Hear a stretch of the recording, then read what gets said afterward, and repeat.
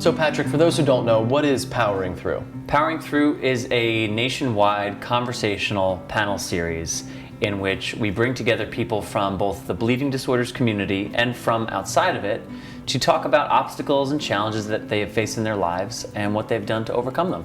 I couldn't really play sports growing up, obviously. So music was a really safe thing for me to do, and it was a good outlet for me to channel all that extra energy I had that I couldn't really put into physical activities as much as I could have if I didn't have a bleeding disorder. The MRI revealed a light bulb-shaped tumor in my leg, caged in my kneecap, so when I got a biopsy, it turned out that I was diagnosed with what's called synovial sarcoma, and it's a soft tissue cancer. At the time, I was the rarest case of this, so I was put on experimental chemotherapy trials.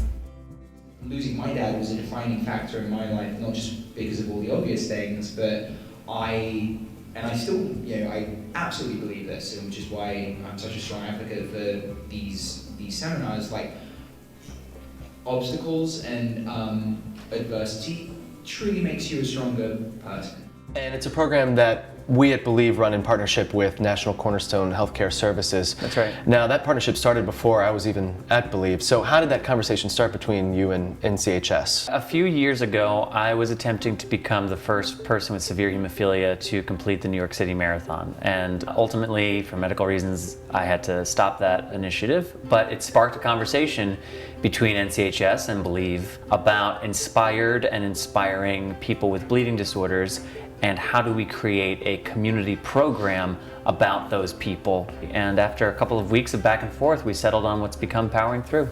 In 2015, we did 7 Powering Through events around the country. We did Southern California, Northern California, St. Louis, Omaha, Indianapolis, West Palm Beach, and Albany. Nicely done. Thank you very much. And so on that, what is something that struck you about the bleeding disorders community around the country?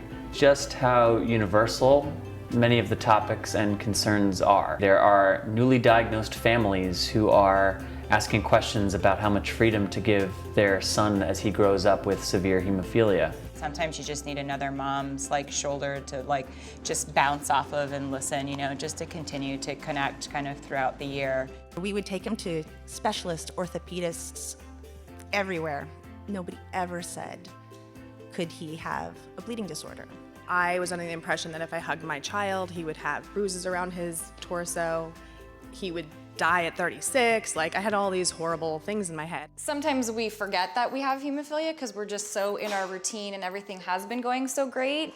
But then sometimes we're pushed right back into it saying, whoa, slow down. You need to make sure that we're, on track and doing what we're supposed to be doing to keep us on this path of no bleeds. There are young professionals who have questions about attaining affordable health insurance as a person living with von Willebrand's disease. It's been a bit of a challenge to get the same type of medication and the same type of care. Right now, I think all my meds are back in order.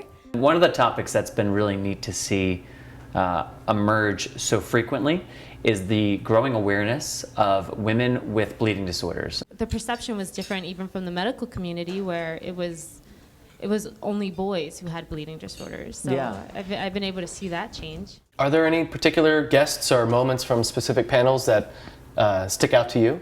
Yeah, there's a lot of standout moments. Getting to have a really intimate conversation with Jeanie White, the mother of Ryan White, who had hemophilia and was an HIV/AIDS activist. It's a very powerful story. And then we had an attorney call us, and it became just very ugly. Once we got that fight to go to school, we fought at first the school board, the principal, the teachers. They had voted unanimously to keep Ryan out of school. Having Joel Stein, writer for Time magazine, on our SoCal panel, and admittedly, he knew next to nothing about bleeding disorders, so we started a little bit of a Hemo 101 class for Joel. You're the first person I've met with a bleeding disorder. Well, I'm happy to have introduced you to the community. Yeah. Am I a part of it now? You are a part. I think so, right? All you gotta do is come to the events and you're in. Wow. Yeah. It's not a very high bar, No, so I got the feeling, yeah. Lacey Jai Henderson is a Paralympic record holder, and we had her at our HFA panel in St. Louis. And the questions the audience had for her and the level of interest they had and what her struggles have been was really, really inspiring. Is the prosthetics painful?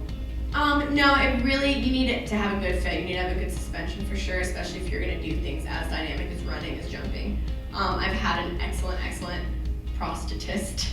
That's what they're called. That was an interesting word to learn. Quite a vocab day for you. Yeah. And just recently in West Palm Beach, when we were down in Florida, we had a young girl ask a question of Allie Cashel, who was our guest panelist with Lyme disease, about how she got to become such a strong advocate and what her motivations were. I was told by some of the best doctors in the world, like, you're crazy. This is psychosomatic. Go home and get a therapist. And yet antibiotics and other treatments were helping me get better. And you heard that multiple times. Multiple times, yeah. And through the course of the Q&A, it was revealed that this young girl had factor V deficiency and was kind of frustrated that she had never met anyone other than her sibling who also had factor V deficiency. And I was able to chime in and say, I actually know someone who's an activist with factor V deficiency, and I'd love to connect the two of you. And now she has started a little movement to raise awareness for people with factor V deficiency and try to bring that really rare community together. That's one of those moments where when the day ends, I go, that's why we do this. And what have you personally found most rewarding about producing and hosting Powering Through?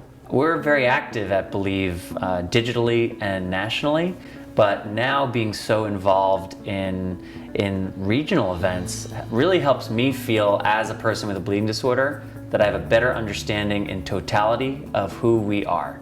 One of the highlights for me is bringing in these, as we call them, our guest panelists, the folks from outside the bleeding disorders community, because inevitably there are interesting conversations that come up as they come to learn about our community, and we start to learn a little bit about where they're coming from and where their perspective and their take on challenges derives from. Due to the location of the cyst on my brain, I'm supposed to lose all coordination. I'm supposed to be paralyzed by now, and here I am still running track and traveling around the world. I'm sure you guys have come up against the idea that, oh, you have haemophilia, so you can't really do that. Like, it's probably best you don't do that. You want to educate people so that we aren't ignorant as to, you know, what you guys can actually achieve, whether it's a half marathon or going swimming. What are your goals for Powering Through moving into 2016? We've done to date in total 10. And I'd like to do at least that, if not more, in 2016.